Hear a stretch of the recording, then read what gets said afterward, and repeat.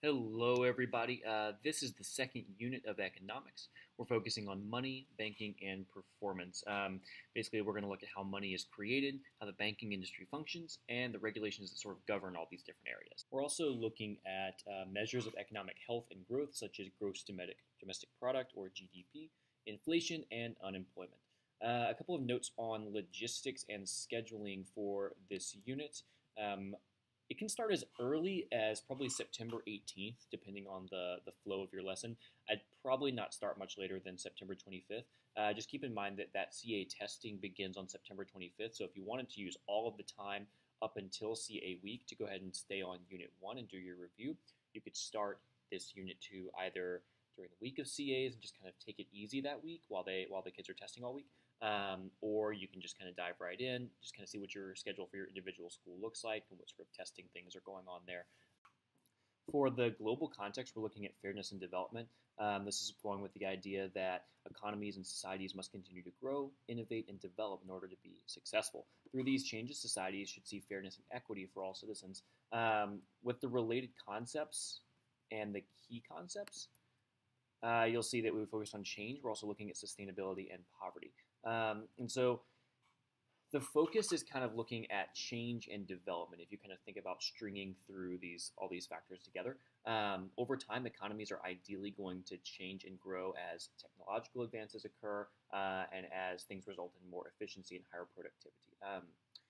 One of the things I want to focus on throughout this unit is that changes are often good for certain groups, but they might be harmful to other groups. For example, changes in technology lead to higher productivity, but might result in fewer manufacturing jobs. Increases in inflation are often coupled with higher wages, but this might not always be true for those working at low wage or minimum wage jobs. So that brings us to the statement of inquiry. Changes must occur for equity to be possible. I believe that as a society, we should seek equity for our citizens. And that means equal opportunity, though not necessarily that everyone has the same thing. It just means equal opportunity and the equal ability to kind of get what you need to be successful. So that's what I would like kids to focus on, sort of addressing this statement, addressing this question as we think about the lessons and the different topics in this unit. Our inquiry questions are going to hit on these themes of changes and equity. Looking at the debatable questions, they are looking really at, should we seek equity as a society? Should we even worry about that? And this also kind of goes on to that conversation about the minimum wage I mentioned before. The last question on debatable of why are people poor, that actually goes with our last lesson of the unit, where students are going to investigate the causes of poverty. This is also the annotated model lesson number 3. So I kind of will go into that a little bit more later and tell you about that. I'm super, super excited about AML3, probably more than any other in the entire year. So we will talk about that. Expect that when it comes to this topic of like pretty much anything having to do with wealth and poverty or race or gender, just expect that comments will likely be super varied. You might even have to deal with some misguided or even offensive remarks. And in my experience, having these types of conversations with kids, it definitely does come up. Some things I've got for you to sort of strategies for like strong facilitation, because in these conversations, in these moments, you as the teacher should act as more of a facilitator of the discussion rather than sort of a direct lecturer or direct deliverer of information, kind of letting kids just explore and figure out these ideas and you kind of jumping in where necessary. So some strategies I've got is if a student says something sort of off color, you could question that specific student deeper about what they've just said. So if let's say something about like, oh, well, people who are poor are lazy, right? Well, that's actually sort of a misguided statement. So you could say, well, would anyone like to respond to Michael's idea about why people are poor? It gives kids the opportunity to build off each other and kind of clear up some misconceptions or say, well, in my experience, blank. In cases like this, if you have a really mature group, the kids will often sort of be able to gently explain what their position is and kind of lovingly guide that other student along.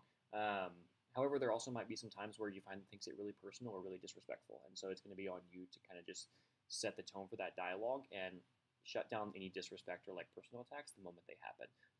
That shouldn't be an ender of conversation, but it should definitely be something where we realize that like we're all coming from a variety of different perspectives. And so we have to show respect to the person and show appreciation for the person, whether or not we agree with what they're saying. Our factual and conceptual questions are going to hit more on the different ways that economies grow. So why can't the government just print more money? That's a great chance to look at the hyperinflation that occurred in Germany after World War II when they simply tried to print more and more and more money, which caused the money to have no value. Also, what's happening during an economic expansion. Students should be able to realize that the economy does cycle every few years through expansion to recession, and that those time periods are characterized by like rising prices, less inflation, and all the different factors that go into that. We actually don't know what's going to be on the end of course. Units 2, 3, and 4 are all going into the end of course exam since there's only 2 CAs for economics. That said, what we do know is that the questions probably will not be super mathy. You'll notice that as you go through units 2 and 3 and 4, especially, you're going to see a lot of calculate unemployment rate or calculate real GDP. From what I understand, we're not going to have to do much calculations on the end of course test or on the CA2. So keep that in mind as you go through the teaching process and the learning process, that you don't need to spend a lot of time on that. You do need to make sure that students understand the concepts behind some of the mathy topics, like nominal versus real GDP. What goes into nominal? What goes into real? What does it mean to factor in inflation into these conversations? And also just an understanding of like percent growth. I think a lot of times we see our students have trouble with like percents and change and rates of change. All of that connects really strongly to math topics like slope-intercept form, like slope of a graph. And so having those conversations and ensuring that students understand that, that's going to be really valuable for just life in general, but also for the various tests that they will have to take this year. Like in Unit 1, we're still going to focus a lot on reading and writing since the humanities classes are most connected and most closely tied to our ELA counterparts. So reading and writing are going to be really big themes this year, as always. The main way I plan to teach and assess these particular skills in this section are to regularly review student responses in the journals that I'm going to require them to have. So like I mentioned before, every kid's going to have a notebook / journal, and they'll be writing in it almost daily, whether that's their due now, whether that's their exit ticket questions or their synthesis of some topic or their personal reflection on an issue that might have some opinions involved with it. And my way of teaching these skills is going to be giving them feedback in those notebooks around things like interpreting words and phrases, analyzing how sentences support claims, generating strong thesis statements, evaluating perspectives. All of the various things that you see here are the things that I'm going to focus on as I not only grade their responses and assess their responses, but also like how well are they doing these various skills. Some interdisciplinary skills that show up are mainly around math. So understand, interpret, and use fractions, calculate ratios and percents. These are things that even our high school kids really struggle with still and need a lot of practice with.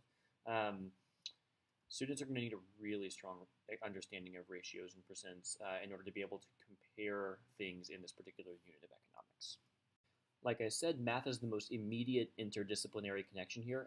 There's a number of applications around GDP, calculating unemployment rates, looking at the fractional reserve banking system and those requirements, as well as lots and lots and lots of ratios and percents. With the statement of inquiry, changes must occur for equity to be possible. I think that most closely relates to equations and inequalities and how all of those things in math must be balanced and equal in order to essentially work.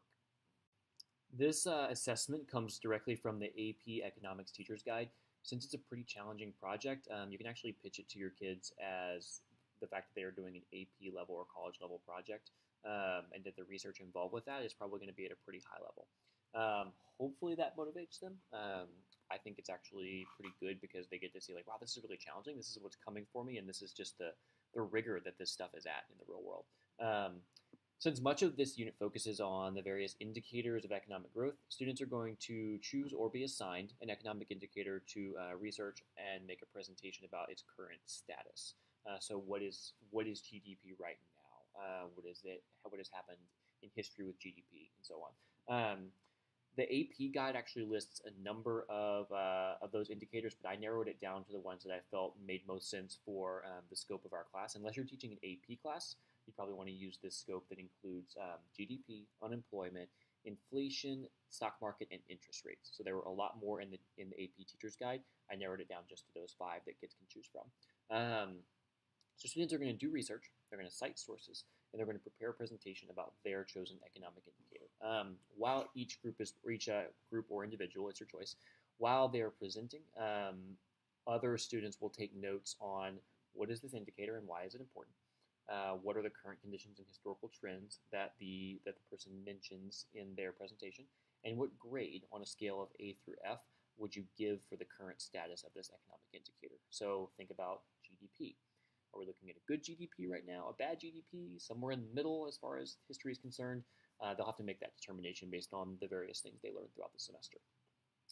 After those presentations, all students are going to independently complete a few paragraphs about the current state of economy that brings in information from all 5 indicators that were covered. So again, GDP, unemployment, inflation, stock market, and interest rates.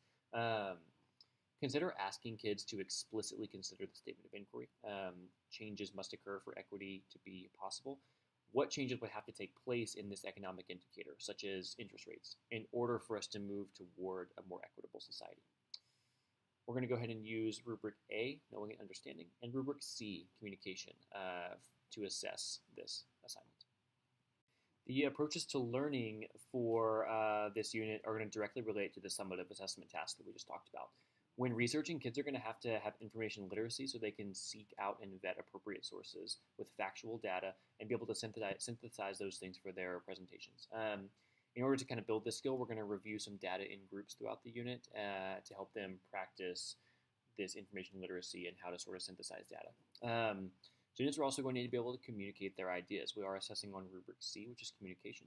And so to be able to communicate their ideas, they have to be versed in various sources. They have to understand the different perspectives that exist. And we're also going to practice this over time by sort of bringing in some opposing viewpoints and having discussions to develop the kids' ideas.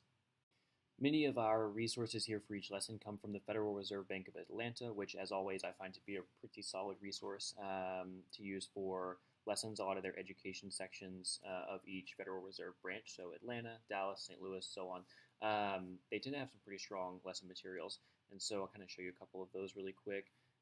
For Atlanta specifically, we have one on fractional reserve banking, so there's an actual resources guide, there's the lesson plan itself. If you have a smartboard in your room, these are pretty fun. This one here is about the structure of the Federal Reserve. So this is the actual lesson plan with handouts attached. So these are some things that, yes, you should definitely still review and vet and make sure it works for you and your kids.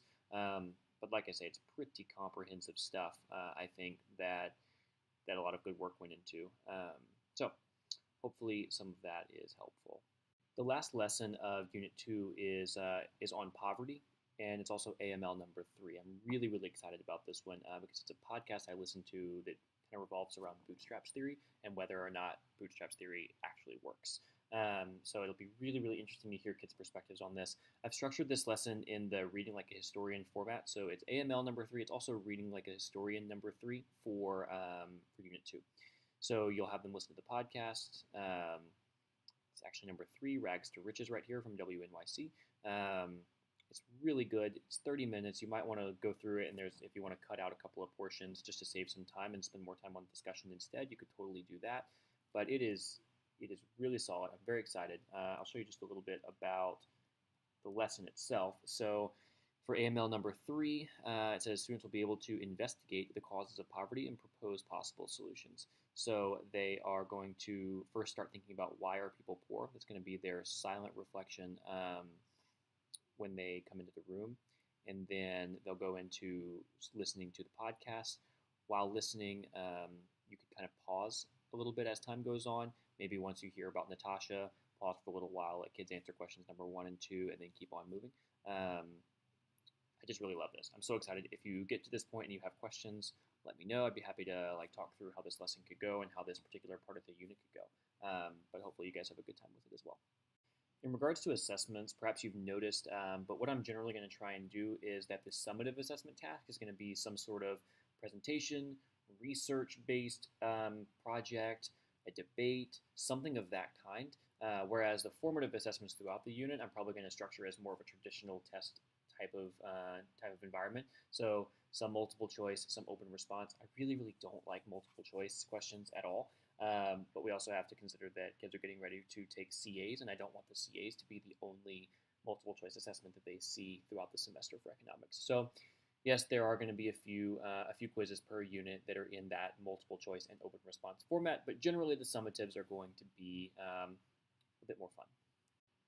And last is just one resource I want to highlight this month is ACDC Leadership.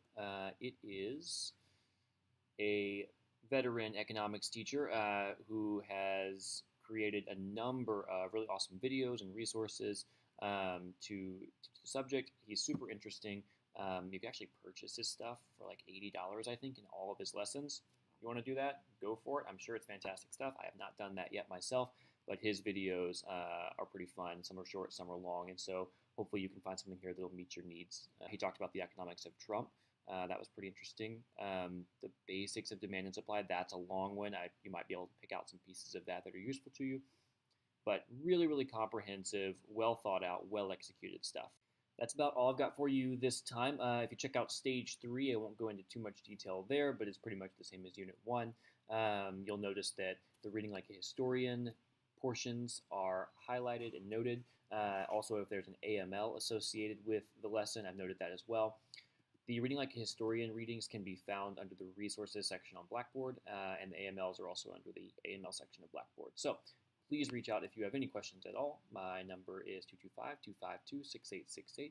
Look forward to seeing you guys again soon.